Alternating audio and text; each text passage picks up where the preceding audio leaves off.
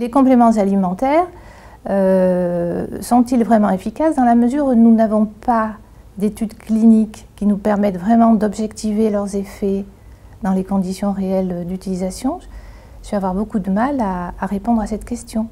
Il y a quelques études qui ont été conduites, je ne veux pas être totalement négative, il y a quelques études qui ont été conduites et surtout qui sont conduites à l'heure actuelle, les laboratoires ayant pris conscience que si vraiment ils voulaient pouvoir argumenter d'effets physiologiques, il fallait arriver à ces étapes d'études cliniques.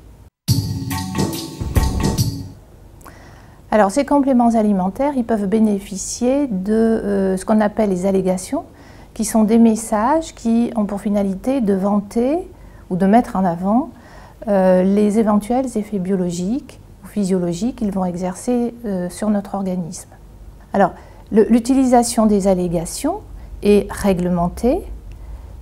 Récemment, fin 2012, l'EFSA, l'Agence européenne de sécurité des aliments, a produit une liste de 22 allégations de santé, voilà, des allégations fonctionnelles, qui peuvent être utilisées de façon libre. Ce sont des allégations de type générique qui peuvent être utilisées par les industriels à condition qu'ils remplissent les conditions d'utilisation de l'allégation.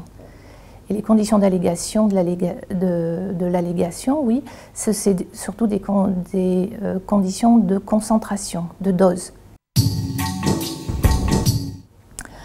Alors, pour établir cette liste, l'EFSA s'est basée sur les travaux scientifiques dont nous disposions pour ces différents ingrédients, s'appuyant sur les études et les résultats qui ont pu être obtenus à partir d'études dans les laboratoires, c'est-à-dire à partir de modèles cellulaires ou de modèles expérimentaux, mais finalement, on a quand même très peu d'études cliniques qui objectivent l'effet des compléments alimentaires sur l'organisme humain dans les conditions d'utilisation qui sont préconisées par les laboratoires producteurs.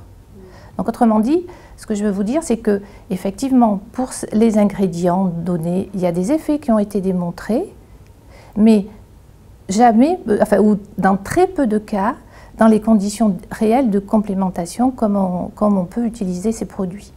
Il est important, dans la mesure où on a une réglementation, d'alerter le consommateur et le professionnel d'ailleurs qui va le conseiller, de façon à ce qu'au moins ne soit conseillé que des produits qui bénéficient d'allégations autorisées. Parce qu'il y a beaucoup de produits qui sont mis sur le marché qui ont des messages, ce ne sont pas des allégations, ce sont des messages publicitaires.